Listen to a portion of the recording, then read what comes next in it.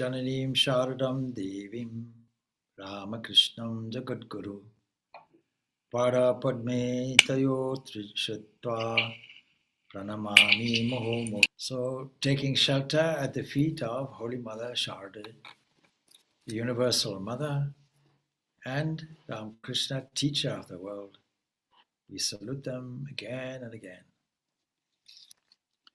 So these are just a few thoughts on Holy Mother and the way the sessions should work, or any scriptural study should work, or any study of any holy life should work, is that we absorb what we're listening to, and then we are able to reflect a little bit on it with the idea of emulating the qualities that we pick up, taking the example, but also feeling the presence of the individual. In the case of Holy Mother Sharda Devi, getting an insight into her daily movements, her daily thoughts, but also getting a feeling that she is present with us and we are present with her. Now, supposing this Holy Mother was to visit you in your home and in your town, what preparations would you make? You'd have to consider what food she would eat, attend to all her comforts, sleeping arrangements, companionship, the travel, the vessels she would use, particularly as we know she would be doing puja. So a number of these things would have to be arranged. Sri Ramakrishna's father had made a pilgrimage journey by himself to the south of India. He made it all the way to Rameshwaram. And Ramakrishna himself never came to the south of India. But knowing this, Ramakrishnananda, Sri Ramakrishnananda, Swami Ramakrishnananda, that is, disciple of Sri Ramakrishna himself, who was so dedicated to his Guru, before and even after the Guru's passing, he was sent to what was then Madras, what we now call Chennai, to establish something in the south of India. And he, being an Orthodox temperament, he could do it, but he had many, many difficulties and struggles. He couldn't really establish a proper place. For 10 years like that, he struggled. And he had invited the Holy Mother down to South India to meet with him, to be in Chennai. And she couldn't go. She couldn't go in 1902, that kind of era, for varying reasons. She had a lot of things to do. And then, after some consideration, she made it known that she would travel to South India. And before she did that, she consulted Swami Ramakrishnananda and others about how convenient it would be, or the arrangements and so on. And her father-in-law, that is Sri Ramakrishna's father, had made the pilgrimage to the south by foot. But when the Holy Mother was going to South India, we had the advantage of train travel. And so Swami Ramakrishnananda went all out to accommodate Holy Mother. Not just because she was a mere visitor, but he considered her with the same dedication and reverence as his own master. He saw no difference between Holy Mother Sharda Devi and Sri Ramakrishna Paramahansa. And it is said that in trying to make the Holy Mother comfortable, in accommodating every whim and wish, and going all out to host her as much as he could, his health failed pretty permanently. That's how much effort he had put into it. So we have to wonder why it was. Because many people of that time might have thought that Sharda Devi was just a normal, rural, backward woman who had no education and who was established in quaint customs and traditions, particularly in rural Bengal. But it was only Swami Vivekananda and these other great men and women, companions of the Holy Mother, who saw her greatness. And last week we saw how our own Sister Nivedita regarded Holy Mother herself. So you can imagine accommodating Holy Mother. And I would ask you during this evening to see if we can imagine being the companion of Holy Mother and accommodating her, and seeing if we can tangibly feel living presence. So I'm going to read you an extract of some of the things that were necessary to make arrangements for this visit. And so according to him, Master and Mother were non-different. According to him means according to Swami Ramakrishnananda. To serve Holy Mother was to serve the Master. And with such a feeling, he brought the utensils being used for the Master for the use of Mother. See, the Holy Mother drank water from a water pot and instructed Swami Ramakrishnananda, please don't use that for the worship, for the Master's worship. And so he followed that order, and so made appropriate arrangements. Swami Ramakrishnananda left no stone unturned to ensure that Holy Mother had to face no discomfort in any respect whatsoever, in her rest, in her food or journey. Quite a journey, even by train. He was prepared to take all sorts of troubles to fulfill all the wishes of the Holy Mother. And not just the travel, of course, but on arrival, what would happen? To make Holy Mother pleased with his ultimate goal. So we can have a look at maybe 2 or 3 of the Swami's various efforts to support his efforts. And so with the help of a devotee, Dr. Venkata Rangam, he arranged to bring fresh vegetables from Bangalore for the Holy Mother. Now, Bangalore is some distance from Madras. Again, after keenly observing the tastes of Holy Mother, Swami Ramakrishnananda wrote to the doctor on February 14th not to send French beans and squash for the Holy Mother anymore, and advised him to send brinjals, cabbages, cauliflowers, green peas, fruits, etc. in place of those. So particular was he, therefore, to exactly give the Mother what she wants. And I have to say, we find this motherly attitude with our own devotees, who take great care in feeding us sadhus here, and take great care and have a sadhu seva group to make sure. I have no idea what goes on there, but all kinds of things may go on there. But to try and establish and discuss the right suitable food for us swamis. And this is a motherly concern that we see, and it's wonderful to see. So Swami Ramakrishnananda had this motherly concern for the Mother herself. He knew that a special quality of purport was available in Trivandrum. He went and sourced that. And on February 16th, he wrote to Dr. Thambi, a devotee, to send some good quality appalam for the use of Holy Mother. For long, Holy Mother had the habit of cleaning her teeth with a powder made of half-burnt tobacco dust. And at that time, none could be found easily. It was regarded that only some backward communities used tobacco in Madras, as it was then. And as a result, the attendants had to face a lot of trouble to procure even this small item of tobacco powder for the use of Holy Mother.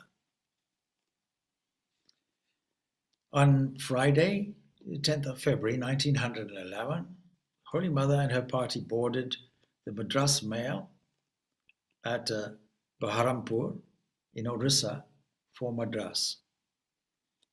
Her companions included a number of usual women devotees, about 6 or 7 of them, but included Golapma, Radharani and her mother, Ramakrishna Babu's mother and aunt, So like that, a whole cottage, even a cook went along with them, and one lady assistant for the Brahmin cook. And so in the afternoon, the train crossed the health resort of Baltare in Andhra Pradesh. And seeing the cottages or clusters of cottages nestled on mountain slopes. So we're now on a train journey. And seeing those small cottages on the mountain slopes, the Holy Mother became jubilant. Behold, it looks just like a picture, she exclaimed. And here we get a glimpse of the Holy Mother that we highlighted last week. A kind of little girl in here that had a great degree of fun. On 10th February 1911, this whole visit was highlighted in a newspaper or publication called The Hindu, and it was a famous English daily of South India. They published a report about her arrival at Madras with an introduction about her. And then the newspaper welcomed Holy Mother on behalf of the people of Madras. Now, interesting enough, more or less everybody in India will know about Swami Vivekananda as the patron saint of India, associated with Indian heroism and nationalism. But then if you ask, have you ever heard of Ramakrishna Paramahansa? I think you find less people, if at all. And then, how many of you have heard of his consort, Holy Mother, Sharada Devi? That comes up with a blank. Of course, all these are well known in Bengal, but outside of there, probably less, much less. So it is remarkable that this newspaper article comes out and highlights her entire life and her holy association pretty accurately. And so the correspondent puts it like this, and I'll only read a few sections since we know the life pretty well. So he says, tomorrow will arrive in Madras Srimati Sharda Muni Devi, the wife of the greats, and he puts it as Sri Swami Ramakrishna Paramahansa. And when he refers to Swamiji later, it's not Swami Vivekananda, he means Ramakrishna. On her way to Rameshwaram and other holy places in southern India, it says, the reception of this revered lady, whom all regard as Holy Mother, and arrangements for her comfort during her stay here will be attended to by the members of the Ramakrishna Mission, headed by His Holiness Swami Ramakrishnananda.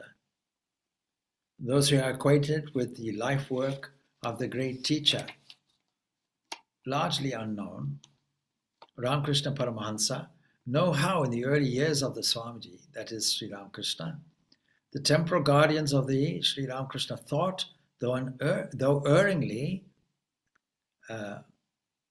that marriage would act as a brake on his unceasing and selfless world-forgetting devotion. How they selected a child of 5 as his bride, how the matrimonial function duly performed, did not in the least wean him from his life object, and how his personality and devotion made her give her heartfelt consent to his taking the sannyasi's robes. Of course, he never took robes, but there's always some inaccuracy in reporting, and worship him herself. It's a remarkable thing that had Sharada Devi been given the option, she was given, to lead a so-called normal household married life, the whole mission of Sri Ramakrishna, Swami Vivekananda, etc., would have been thwarted. And Ramakrishna, in his generosity, was testing her on the one hand, but was also how everything fell in place and in tune. And for all the records of history to follow and to be known for future generations, he says, he offers himself and says, I'm quite willing to do that if you want. And she says, no, I haven't come to do that.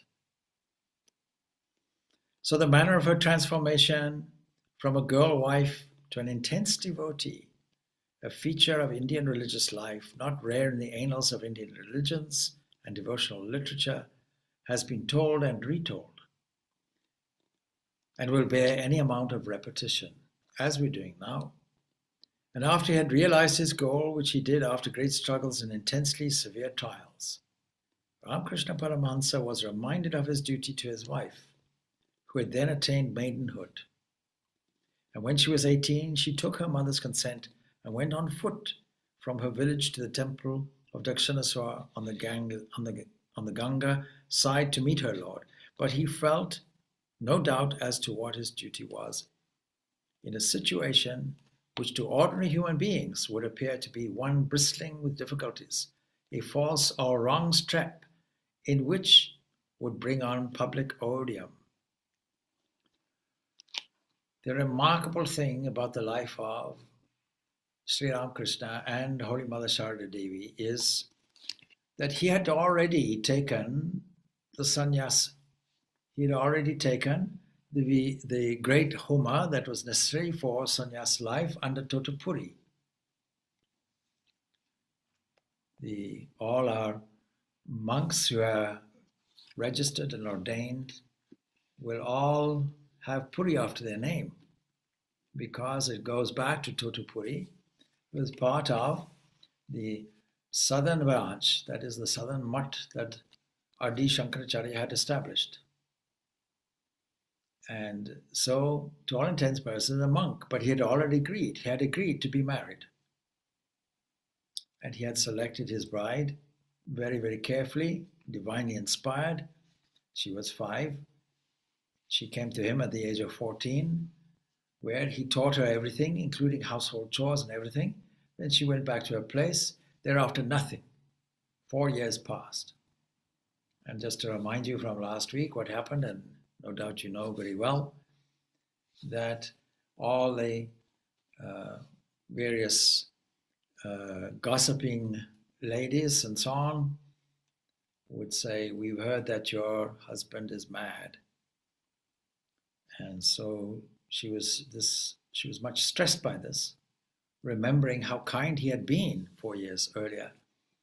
And she decided she'd go and see him. She arrives with a fever, he nurses her, and she's so relieved that he is normal than normal.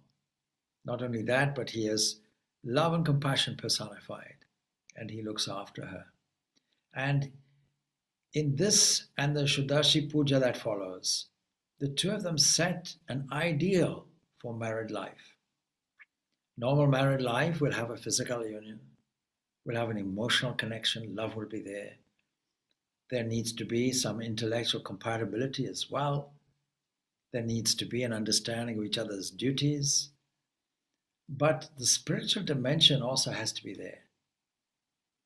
And the spiritual dimension is furnished to us from the example of Rama and Sita, where Rama sees Sita as the mother goddess incarnate, and she sees him as the Lord of the universe incarnate. How should people get along in married life?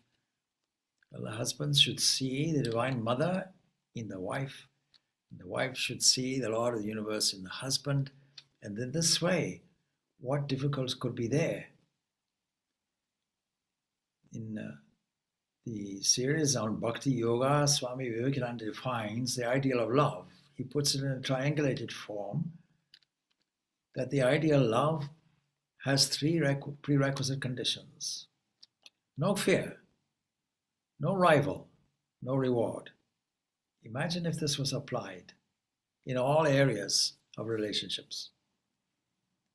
So that if there's no rival, then there's no jealousy. If there's no reward, then it's unconditional. I love you, I don't care if you love me, doesn't matter, I still love you. And no fear of anything. What a beautiful sentiment. I was mentioning earlier in religion, this was with guests at lunchtime, how this ideal of love is actually thwarted in religion, some religions itself, where at the lower levels of religion, there is a fear of retribution, fear of punishment, fear of God. And you know the old story about the bus driver and the preacher who both arrive in the heavenly regions together. And the preacher is sent to the hell And the bus driver is sent to heaven, and the preacher clears this. He says, I've been good all my life. I've serviced people. I've told people about the glory of God, inspired people in this way. And the guardian, of course, if it's a Christian story, we say St. Peter says, yes, yes, but the bus driver put more the fear of God into all the passengers in his lifetime than any of you preachers. So he got in. That's the idea. So no fear, no reward, no rival. And so this ideal couple presents an ideal for us. Now, of course, an ideal is something that we need to live up to, knowing also that maybe we are not perfect enough to match the ideal, but still we have to strive for it. So it is described how he, that is Ramakrishna, boldly met the situation by going to Sharada Devi one day and worshipping her with incense and flowers. This is the Shodashi Puja, regarding her as the mother of the universe. And from that time forward, it is said, the wife of, he puts it that the Swamiji, we know him as Ramakrishna, looked upon the latter as her child. That's interesting. And regarded him as more than divine. If you regard her as your mother, then you must be the child. And he set up that relationship. Her life with Ramakrishna after this spiritual transformation is thus described by an American lady, that is Mrs. Oli Ball, that is Sister Sarah, whose words are quoted in Max Muller's Ramakrishna and His Teachings. And she says this, when she gladly gave her husband, to whom she had been united by child marriage, her assent that he should lead a sannyasin's life, she gained his intimate friendship and became his disciple, receiving daily instruction. And during the years of her life with him, she was his advisor, praying earnestly for such purity of motive that she might never fail him. Often when we ask people, who is Ramakrishna's first disciple? They may say Vivekananda, or they may say somebody else, Ramchandra Datta, or whatever, Keshav Chandra Sen. Many of the names might be mentioned. Nobody says Holy Mother Sharada Devi. She is the first disciple. She had also taken the vow of poverty and chastity. In other words, she also had taken the monastic vows. And in renouncing the nature or the natural joys of her mother, she actually became, with him, the spiritual, she became with him the spiritual joys of many children that came to her. And so she lived in the same compound for many years with Ramakrishna as chief of his disciples. Now you know much of the story, and so we won't go on with that story, but suffice to say that this paper takes the trouble of bringing out more or less all the fundamental details of this Holy Mother's life. And so it ends with this. It ends by saying, it is hardly necessary to state that such a revered lady, who, as Sister Nivedita has said, bears at every moment unconscious witness to her association with the great Guru, Ramakrishna that is, will receive in this city the welcome and homage due to one in her position. So the Holy Mother and her party, they arrive at Madras on Saturday, 11th February 1911. And at Madras station, naturally Swami Ramakrishnananda is there to greet them and a number of devotees, and they gave her a fitting reception. And about 11 in the morning, the train reached the Madras station. As the train steamed in, they raised a loud cry of Jai and elation. 3 motor cars were arranged for Holy Mother and others. Now, Holy Mother had never been in a motor car before. This was her first experience. And so it was here that she boarded a motor car, as I say, for the first time.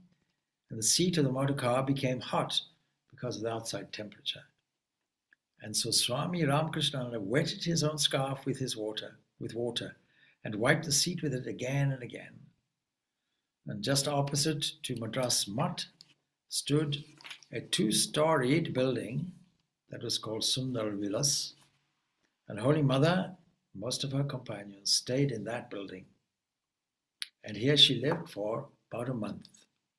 It was quite a long time. For preparing food, separate arrangements were made there. And as instructed by Holy Mother, Swami Ramakrishnananda used to take his lunch and dinner there also, because he's her child. At her own temporary residence there was a continuous stream of eager souls who wanted to be sanctified by touching her feet. Unless the Holy Mother would have to suffer for assuming the vices of others. That's the whole thing, you see. The touch of their feet, the compassionate heart of somebody like that will take on everything. Let me tell you, don't you suffer, I'll suffer for you. That kind of approach. It is all about emptying. We had a great discussion here earlier. You see, we use this phrase manifesting, but I heard a more interesting phrase, emptying. Supposing we all declare that the Supreme God is love, as exhibited here in these lives, then how does this being enter into a becoming? It is by emptying, but emptying never empties. In other words, it's always full and fulfilled. It's eternally there, but eternally pouring out. That's the thing. And it's this pouring out through everything that we say God is love, because that is lovable. When everything is poured out through every limb, through every digestive system, through every mind, unreservedly, pouring out through the glory of the sun, the rhythmic impact of the moon, the wind, the earth's rotation, all of these collectively, the whole universe, in fact, is this entity pouring out. And there's no judgment or criticism in it. So that is love. So we see this in the Holy Mother's love, motherly love. And so initially, Swami Ramakrishnananda was a little selective on allowing devotees to touch her feet. But however, he had to be lenient in imposing such restrictions during the subsequent days. And in the afternoon, the Holy Mother used to be taken out for sightseeing to various places. We recall that Ramakrishna was not a dry ascetic. He prayed, "Let me not be a dry ascetic." He affirmed life. It was the atheist Ingersoll, the great engineer, the acquaintance of Swami Vivekananda, who said, "I feel very sorry for you, all you religious and spiritual people. You don't enjoy life. You've denied yourself all the pleasures of life." Swami Vivekananda's retort was, "On the contrary, I have learned to squeeze every drop of the orange of life." So it's a relish of all the life, because its added value is when you see the divinity within it, flowing through it, and then as it, and then beyond it. So she went in a horse-drawn carriage to various places of interest. Just as when a guest comes to your house, you'll get him to tour this place and that place. When I first went to Germany, Swami Ganeshananda was there, and he took me on an extensive tour around Berlin. And he made every effort to show me as much as he possibly could. I didn't expect it, but that's what he did. One day, Holy Mother went to see the sea beach. She also visited the famous Portal Sarati temple and various other temples in Mylapore. And one day she had gone to visit the fort, and on another day to the aquarium. And apparently the aquarium at that time, which was situated on the sea beach, was still in construction. Anyway, at that time, the service of the rickshaw had just been introduced into what was then Madras. And one day, Holy Mother drove a in a rickshaw for the first time in her life. See all these new adventures, and you can imagine her delighting in it, like a small girl, clapping her hands in delight in the new scenes that she saw. At that time, one day, the ladies of the local girls' school presented devotional songs, bhajans, in Tamil, and the girls played on violins. And this pleased Holy Mother very much. Now we can wonder about communication, because the Holy Mother couldn't speak Tamil, and they couldn't speak Bangla. So how does communication work? Through a translator? No. Somehow the mother knew how to convey, how to communicate to everybody, to all and sundry. What a wonderful gift. Is it any wonder if we regard her as the mother of the entire universe? Will she not have this capacity? And she certainly did. So she was very pleased about the girls who played on the violins, and many were initiated by her at this place. And whether it was due to the basic unity of the Indian culture or Holy Mother's incomprehensible power of transmitting ideas, she could indeed make the newcomers understand the mantras and the process of japa and meditation.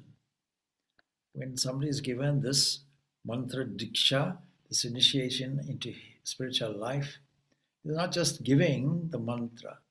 Mantra is protecting thought with a potency that comes from the Guru, and the Guru's parampara or line. And there can be no greater line than the Holy Mother herself and Ramakrishna behind it.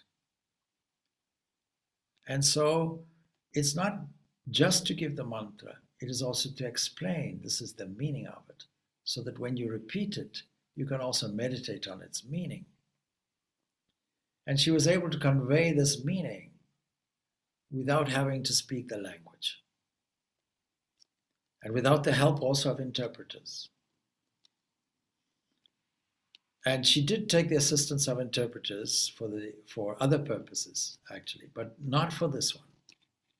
Now, during this time, Holy Mother would remain in an exalted state.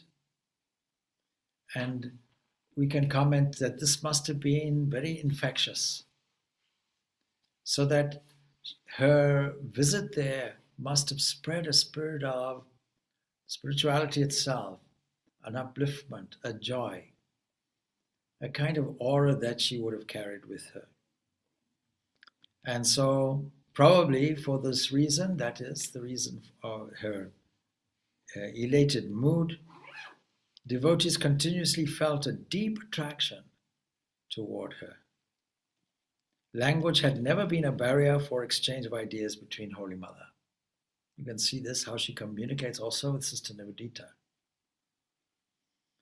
And so it was never a barrier between her and her devotees and the exchange of ideas and so on. And presumably as her realization of the presence of Atman, the immortal self, because the basis of all this teaching is this Vedanta philosophy, a practical philosophy where we see this divine self in everything, in all beings. And so the realization of the presence of this Atman in all beings had adorned her with divine power. She had an unfettered access to the depths of all human hearts. It's remarkable, because people taking her at face value and see this depth of spirituality and spiritual conveyance. Her benign look, you can just imagine, affection and sympathy, and her keen longing for the welfare of all would sensitize the deep recesses of their being. Moreover, many persons had the conviction that Holy Mother possessed a divine power of assuming their sins and vices. Actually, she'd willingly do it, and was thus able to bring good to the devotees, both here and hereafter. And we can glean an idea of what actually happened in South India during Holy Mother's presence from some memoirs of one devotee, Sharda Dashan, a pseudonym that was published in the Tamil Monthly, Sri Ramakrishna Vijayam. So it is published by the Ramakrishna Mutt in Chennai, and it was published in its December issue, 1925. So, of course, it was a pseudonym. His actual name was Narayanam. Reading the report in the Hindu one day, his parents came to visit Holy Mother accompanied by him. Now, the translation of the relevant portion of his memoirs runs like this, and I'll read it. He says, "My parents and myself went to see Holy Mother only out of curiosity and not in order to become disciples. I was in Dungannon yesterday. It seemed there were maybe at least one visitor came out of curiosity, and so we'll see what happens. But sometimes people come and visit us just out of a sense of curiosity. In the local area in which our ashram is established, many people are curious. And so having popped in maybe and had a cup of tea or something, and what we do explain to them and maybe attending a few sessions, their curiosity being satisfied, that's it, that's enough for them. But he says, the moment we saw Holy Mother, who was put up in a house near the Ramakrishna Mutt in Mylapore, our hearts were captivated by her affectionate look. And as a result, the desire increased in our minds to go there and meet her often. But it never occurred to us why we were going there with so much of eagerness.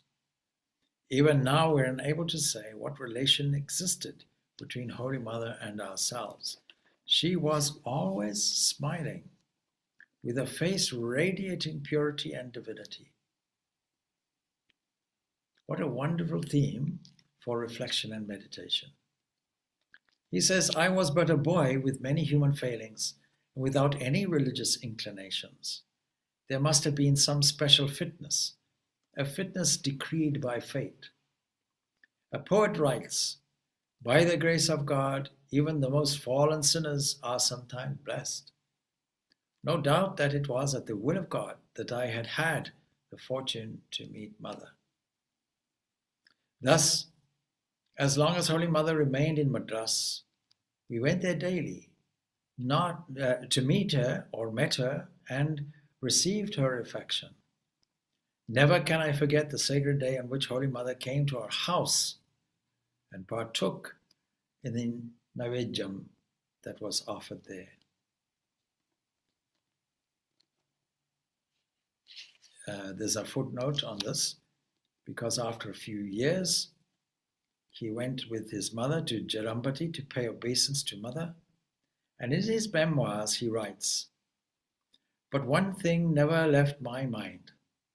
Again and again, in weal and in woe, I see before me the loving form of Sri Sharada Devi. How can I forget that flood of compassion flowing from her divine face without the utterance of a single word? I was sitting on the veranda, despairing that it was difficult to get spiritual initiation, to get it from the Mother, and not daring to broach the subject to her. But Mother called me with great affection, imparted to me the mantra which my heart had longed for. That divine force which blessed me stands before my eyes, even today, and drowns me in bliss. What more is needed in this world? The parents of this author, Sharda Dasan, were initiated with mantras during Holy Mother's stay in Madras, and after her return from the south, the Holy Mother said in reply to a question of a devotee that many people came to see me. The women there are fairly educated. They asked me to make a speech. I told them, I cannot make speeches. See, very often today, we rate people highly that are good speakers. I don't consider myself, by the way, a good speaker at all. I'm probably a reasonable writer, but speaking is not one of my great gifts. But we can see that this expectation for someone to speak is not really the key to what we want spirituality. I always remember, because the Holy Mother is my grand guru. So I remember that Swami Ramakrishnananda, who is my guru, he was a disciple of Holy Mother, and going to see him, he was a very quiet and silent man. I recall many occasions sitting there and not saying a word. It wasn't necessary. What's the necessity to say anything? So the silence is as poignant and sacred as speaking. In fact, very often, most of our speaking is nonsense. And we are always speaking to ourselves and listening to ourselves, even when we're alone. It's just internal, that's all. It's not external. And when we review all the things that we speak to ourselves and to others and find out what the content of it is, it's rubbish. It's nonsense. It's just so much noise. And so this silence is a very important thing. When Sri Ramakrishna tells us from time to time to go into solitude, one of the things that he is really implying is to go into an area of silence, complete silence. It is only in the depths of the heart, in the silent realm, that we can listen to the divine and engage in this silence. So Holy Mother is saying, no, I cannot make speeches. Not I will not, I cannot make speeches. Had Godasi come, she could have given a talk. You'd ask her, please give a talk. However, Holy Mother bridged the gap. Due to her benign and endearing nature, devotees would come and enjoy great bliss in her presence.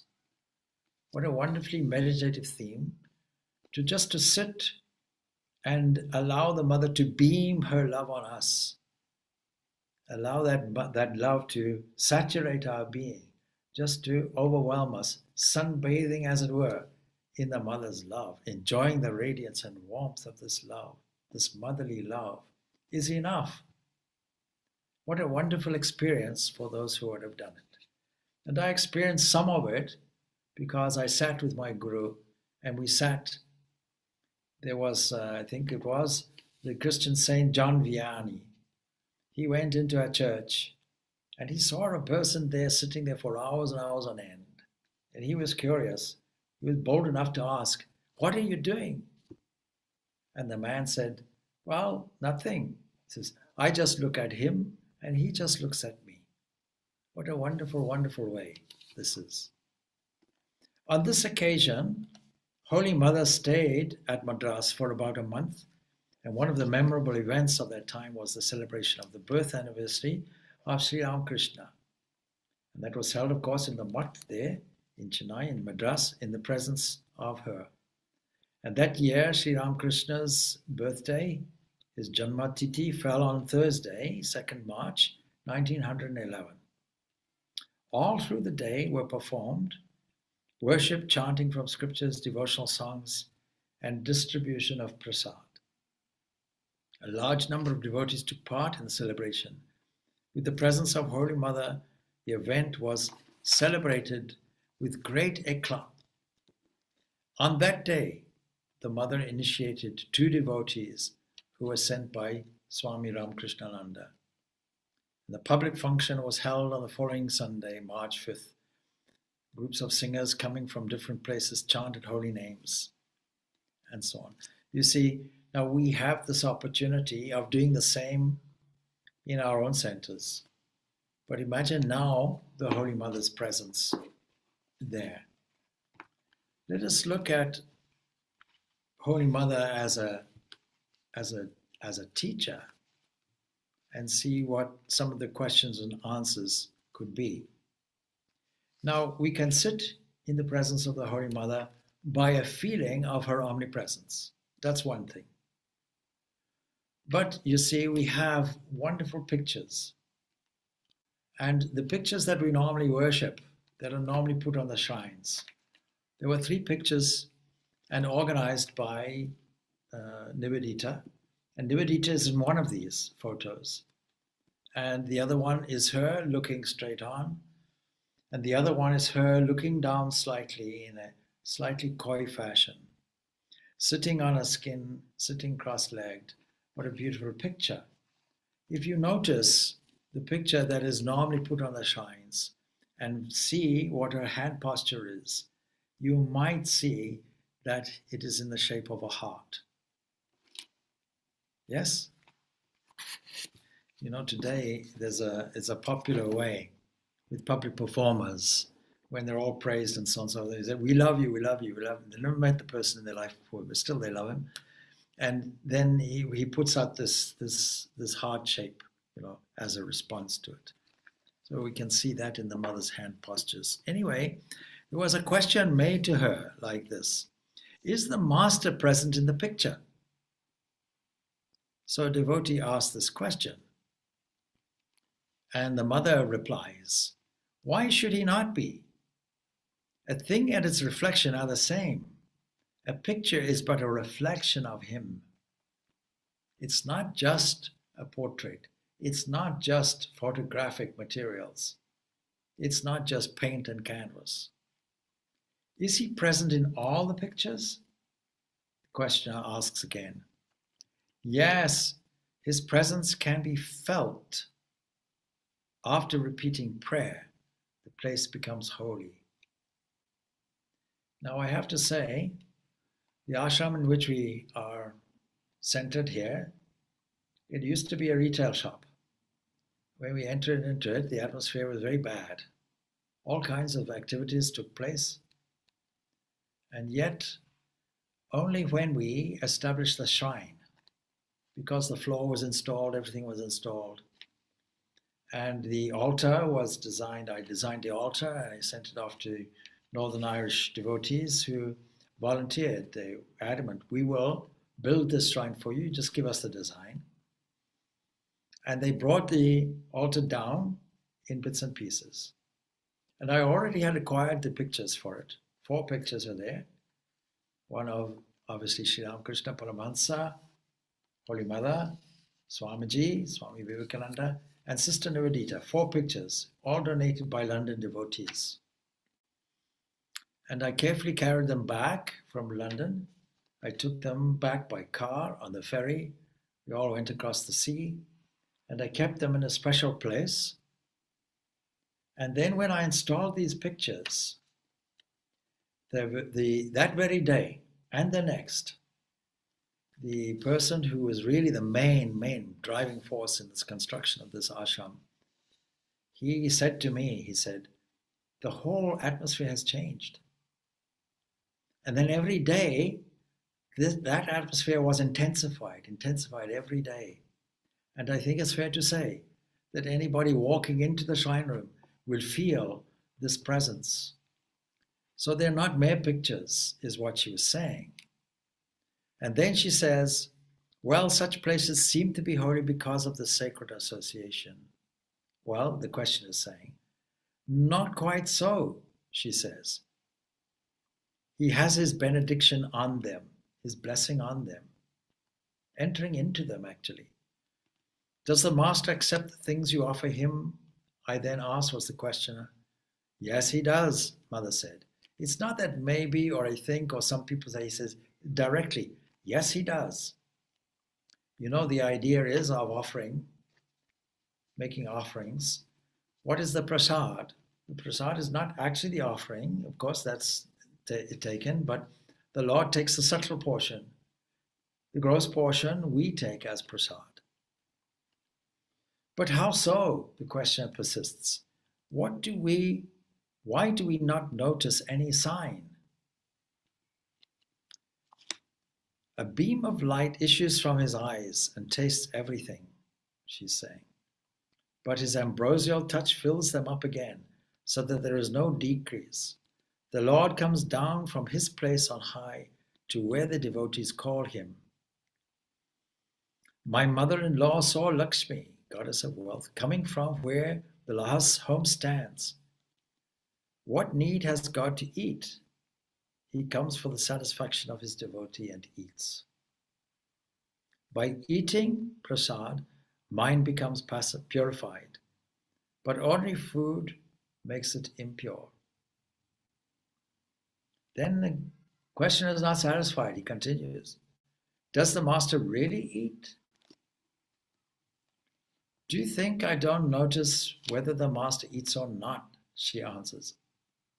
He sits for his food and he eats. You really see it?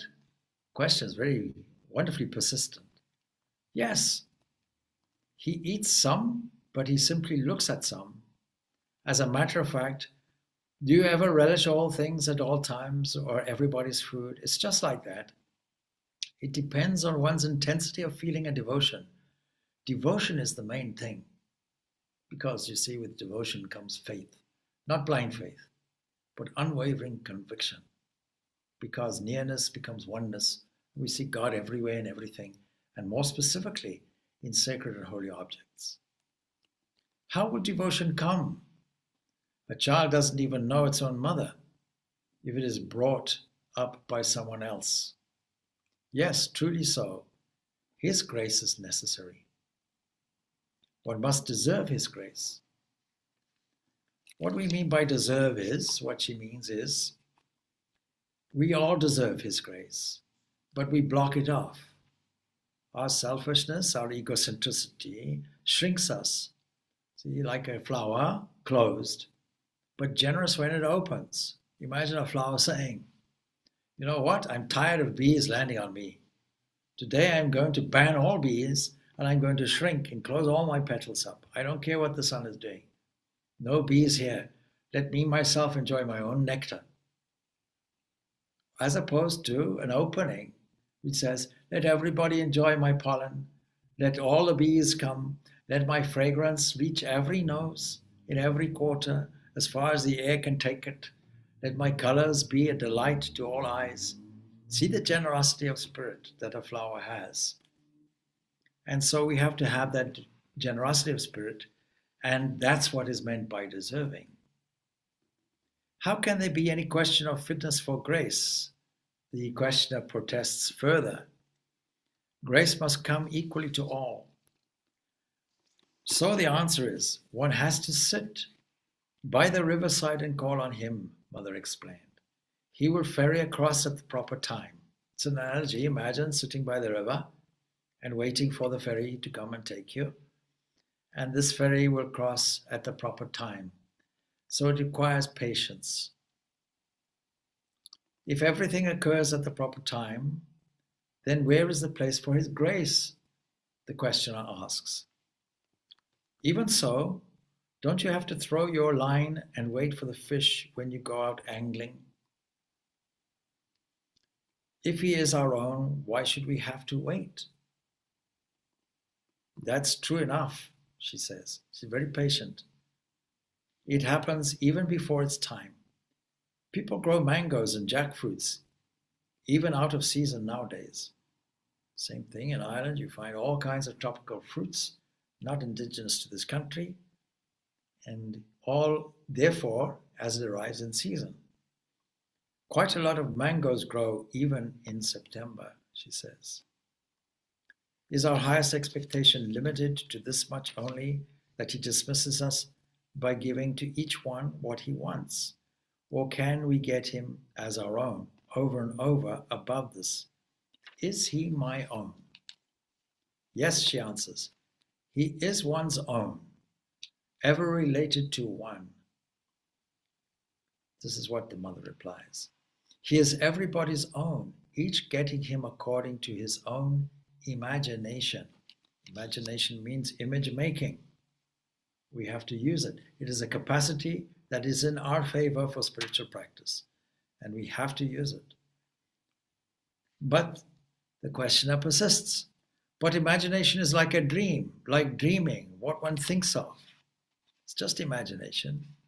Well, you may take it that way, she says. The whole world is a dream. This waking state is also a dream. You see, this whole world is a product of our own imagination. It is a dreamlike world. We should use the capacity of dreaming in order to get the most from it. No, it's not a dream. If it were, it would vanish in a moment. Even so, It is nothing but a dream, says Mother. What you dreamt last night no longer exists. A peasant dreamt that he had become a king and a father of 8 sons. When the dream vanished and he found that one of his real sons had died, he cried, "Should I weep for those 8 sons or this one son?" See how she has listened carefully and echoes this story from her master and her husband and her Lord and her child, Ramakrishna. So you see, the deepest Vedanta philosophy is there in this Holy Mother. Some of her attended disciples sometimes questioned, I see Swami Ramakrishnananda write reams of letters. When I was his secretary, says the great famous American Swami who stayed in America for a long time, and he was a disciple of Holy Mother, and he questions this.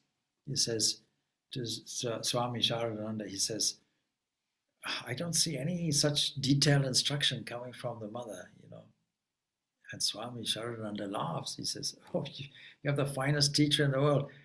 Everything the Mother says is much more profound than anything I could write, is the purport of what he's replying. The Holy Mother was all giving.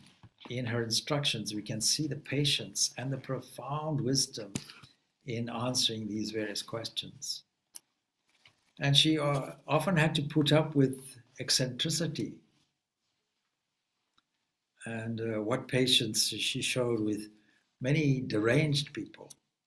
One day, a woman devotee, while taking the leave of the Mother, bit her toe. And the Mother cried out aloud, "Goodness gracious, what kind of devotion is this?" And if you want to touch my feet, why not just do so? Why this biting of the toe? But the woman said, "I want you to remember me." "Indeed," the Mother replied, "I never before saw such a novel way of making me remember a devotee." All right. And she also never spoke out against anyone in malice or otherwise, though she never spoke against anyone usually. But once, and this is a lesson for our modern times as well, when a guru was being described, she said, "They belong to a class of people who can be called commercial monks." Then she immediately gave a positive slant of her criticism by saying, "Still, even they bring some good to people. People who would not practice spiritual discipline will do so even under the guidance of such gurus. So a sincere devotee is finally led to his or her goal under these circumstances."